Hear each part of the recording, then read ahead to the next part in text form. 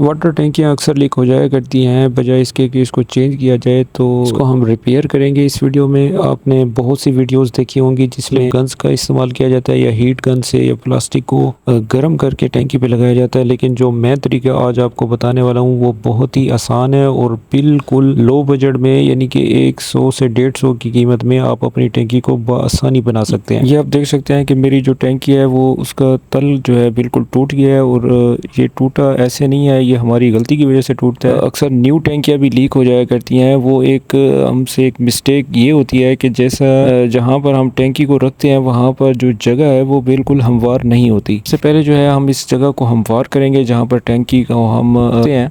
अगर वो जगह ऊपर नीचे होगी या ईंटें जो है बराबर नहीं होगी तो ये टैंकी का जब पानी फुल होगा तो वो टैंकी को ब्लास्ट कर देगा।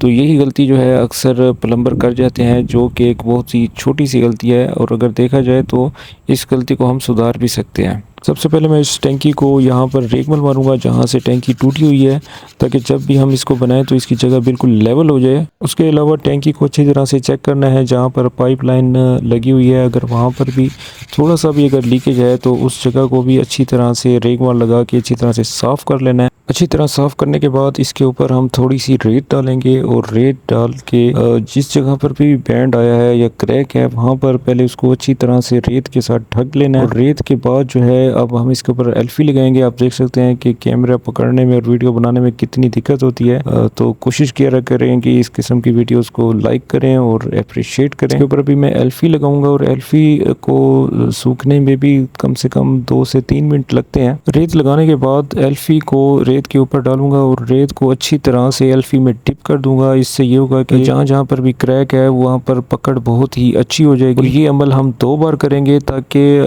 जो इसकी एल्फी की और रेत की जो पकड़ है वो अच्छी तरह से टैंकी को पकड़ ले। अब देख सकते हैं कि एल्फी अच्छी तरह से सूख गई है, ये कम से कम भी 5 मिनट लगी, और ये इस तरह ऐसे लगेगा कि ये वेल्ड हो चुकी है। और इसके ऊपर जो है डिपोक्सी स्टील की जो मैजिक है वो भी मैं ऐड करना चाहूँगा। वैसे ज़रूरत तो नहीं है, ये सिर्फ मैं अपनी तसल्ली के लिए इसके ऊपर लगा रहा हूँ, क्योंकि इसके अंदर कम से कम भी 600 लीटर पानी होता है, तो हम इस पे रिस्क नहीं ले सकते, क्योंकि टैंकी को बार बार खोलना भी बहुत ही मुश्किल होता है। अब इसको मैं अच्छी तरह से हल करके मैजिक को इसके ऊपर लगा रहा हूँ एहतियात के तौर पर, ताकि ये दोबारा टैंकी ना खोलनी पड़े। अगर आप खाली एल्फी और रेत भी लगाते हैं तो तब भी ये टैंकी लीक इंशाल्लाह नहीं होगी। जी दोस्तों, मैजिक अच्छी तरह से सूख गई है। अभी यहाँ पर हम टैंकी रखेंगे, उसके नीचे जो ईंटें हैं वो बिल्कुल मैंने लेवल कर दी हैं। टैंकी को मैंने ईंटों के ऊपर बिल्कुल फिक्स कर दिया है, और इस बात का खास ख्याल रखना है कि ईंटें ऊपर नीचे ना हो, इससे आपकी टैंकी फिर भी ब्लास्ट हो सकती है। टैंकी की जो नीचे की सतह है वो बिल्कुल हमवार होनी चाहिए, उससे ये होगा कि आपकी टैंकी बार बार क्रैक नहीं होगी। करता हूँ मेरी आज की वीडियो आपको पसंद आई होगी। वीडियो पसंद है तो इसको लाइक करें और कमेंट बॉक्स में ज़रूर बताइएगा, और दोस्तों के साथ भी शेयर करें ताकि तमाम लोग इस ट्रिक से फ़ायदा उठाएं। मिलते हैं नेक्स्ट वीडियो में, तब तक के लिए अल्लाह हाफिज़।